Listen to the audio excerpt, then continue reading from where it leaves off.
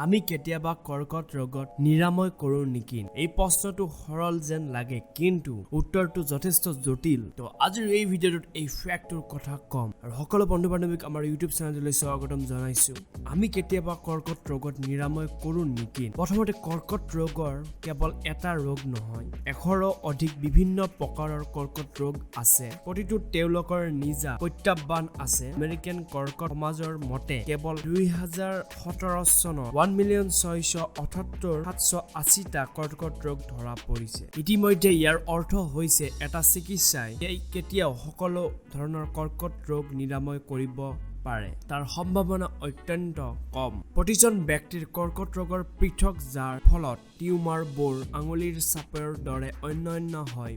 অৱশ্যে ইয়াৰ অৰ্থ এইটো নহয় যে আমি চেষ্টা কৰাটো ত্যাগ কৰা উচিত। CRISPR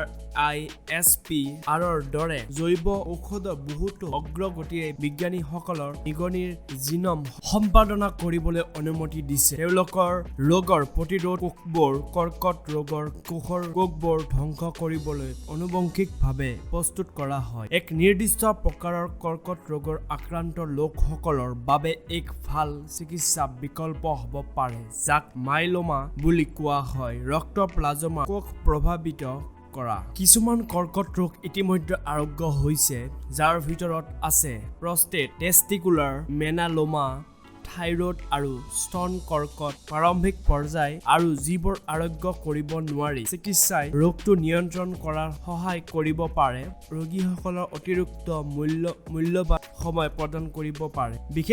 বিশেষসকলৰ মতে সম্ভাৱনা অতি দূৰৱৰ্তী যে পৰৱৰ্তী শতিকাত এটা আৰোগ্য বিচাৰি পাম। বন্ধু-বান্ধৱীসকল, আজিৰ এই ভিডিঅ'ত এইখিনিয়ে আছিল ফ্যাক্টৰ কথা। যদি এই ফ্যাক্টটো কিবা নলেজফুল হৈছে আপোনালোকৰ কাৰণে, তেনেহ'লে আপোনালোকৰ বন্ধু-বান্ধৱীৰ সৈতে ভিডিঅ'টো শ্বেয়াৰ কৰিব নাপাহৰিব আৰু চেনেলটো ছাবস্ক্ৰাইব কৰি দিব।